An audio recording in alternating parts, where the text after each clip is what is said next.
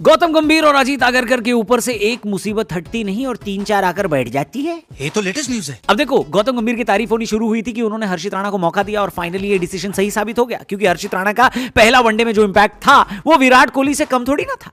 जब न्यूजीलैंड के दोनों ओपनर ने हाफ सेंचुरी बना ली थी और ओपनिंग पार्टनरशिप 117 की हो गई थी, एक वक्त पर ऐसा लग रहा था कि न्यूजीलैंड कहीं 400 ना बना ले, तब ये पार्टनरशिप किसने तोड़ी? हर्षित राणा ने।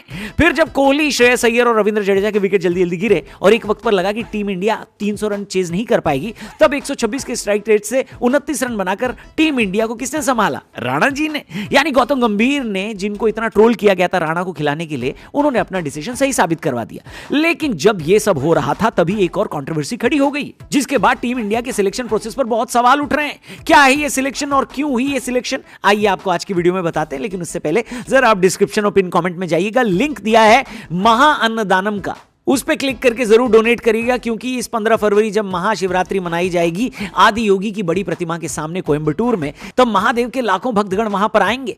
पिछली बार भी हम सब ने उनके प्रसाद के लिए व्यवस्था की थी, डोनेट किया था। इस बार भी हम सबके पास मौका है इस पुण्य काम में पार्टिसिपेट करने का, तो अपनी श्रद्धा अनुसार आप जरूर डोनेट करिएगा और अपने दोस्तों से भी इस लिंक को जरूर शेयर करिएगा।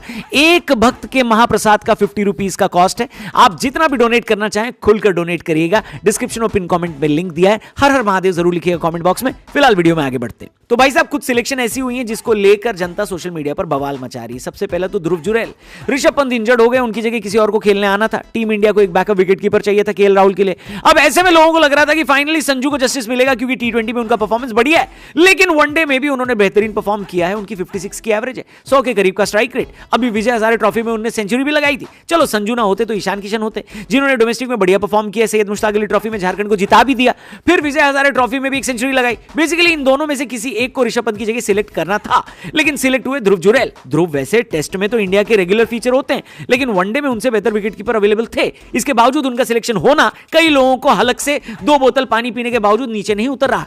सच में मेरे पास भी इस सिलेक्शन का कोई जस्टिफिकेशन नहीं है कि आखिर ध्रुव को संजू और ईशान के ऊपर किस तरीके से टीम में जगह मिली।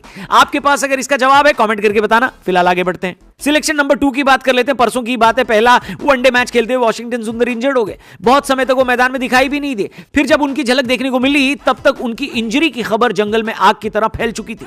फिर यह खबर आई कि वॉशिंगटन सुंदर वनडे सीरीज से बाहर हो चुके हैं। ऐसे में उनका रिप्लेसमेंट अनाउंस होना था। देवदत्त पडिक्कल, ऋतुराज गायकवाड़ जैसे खिलाड़ियों के फैंस खुश हो गए, क्योंकि उनको लगा कि अब हमारे स्टार को टीम इंडिया में जगह मिलेगी। लेकिन गेस करिए कौन टीम में शामिल हुआ? आयुष बड़ोनी। जी हां, आयुष बड़ोनी, कोई सेंस है इस बात की? जो अभी तक कहीं पर भी सिलेक्शन की क्राइटेरिया में नहीं थे, अचानक से अब टीम इंडिया की जर्सी में नजर आने वाले हैं। लोग पूछ रहे हैं लॉजिक क्या है भैया? कई लोग फेवरेटिज्म की बात कर रहे हैं, क्योंकि आयुष बड़ोनी लखनऊ के लिए तब खेले थे जब लखनऊ के मेंटोर गौतम गंभीर हुआ करते थे। अब देखो, अगर आप मेरे को पूछोगे तो मैं तो यही कहूंगा कि ऋतुराज गायकवाड़ और देवदत्त पडिक्कल भी वॉशिंगटन सुंदर की जगह इस टीम में डिजर्व नहीं करते, क्योंकि वॉशिंगटन सुंदर तो गेंदबाजी भी करते हैं, तो कोई ऑलराउंडर ही होना चाहिए था, है कि नहीं? लेकिन यार आयुष बड़ोनी को भी नहीं होना चाहिए था, यह बात मैं भी मानता हूं, क्योंकि वो अचानक से लाइन जंप करके सबसे आगे जाकर लग गए। मेरे हिसाब से शाहबाज अहमद या फिर कुणाल को वॉशिंगटन सुंदर की जगह दी जा सकती थी, पर मेरे हिसाब से टीम थोड़ी ना बनती है कि नहीं? आखिरी सिलेक्शन या यूं कहें कि नॉन सिलेक्शन जिसके ऊपर बवाल हो रहा है, तिलक वर्मा, जो कि टी20 सीरीज के पहले 3 मैचों से आउट हो चुके हैं इंजरी की वजह से। उनका कोई रिप्लेसमेंट टीम मैनेजमेंट ने अनाउंस ही नहीं किया है। अरे भाई, जब वर्ल्ड कप आपके सिर पर खड़ा है और आपके पास एक खिलाड़ी की जगह मौजूद है, तो उस जगह पर ऋतुराज गायकवाड़ या श्रेयस अय्यर को मौका दे दो, कोई दिक्कत थोड़ी ना हो जाएगी। बताओ, उनको नहीं मौका मिलेगा तो नहीं मिलेगा, लेकिन जरूरत पड़ी तो फिर आप खिलाओगे किसको? क्योंकि कोई रिप्लेसमेंट तो आपने अनाउंस किया ही नहीं है। इसी वजह से लोग गौतम गंभीर और अजीत आगरकर से सवाल पूछ रहे हैं। बाकी आप बताओ, आपके हिसाब से क्या ये सिलेक्शन फेयर है? अगर आप सिलेक्टर होते तो किसको टीम में शामिल करते और किसको नहीं करते? कमेंट करके बताना। चैनल को भी सब्सक्राइब करके जाना, और जाने से पहले एक बार डिस्क्रिप्शन और पिन कमेंट में जो लिंक दिया है उस पे क्लिक करके जरूर डोनेट करना महाशिवरात्रि के महाअन्नदानम के महाप्रसाद के लिए, जो महादेव के भक्तों को डिस्ट्रीब्यूट किया जाएगा 15 फरवरी की रात आदि योगी की बड़ी प्रतिमा के सामने कोयंबटूर में। तो पिछली बार की तरह इस बार भी आइए मिलकर डोनेट करें, कंट्रीब्यूट करें, और जाने से पहले कमेंट बॉक्स में हर हर महादेव जरूर लिखें। Thank you for watching. जय हिंद।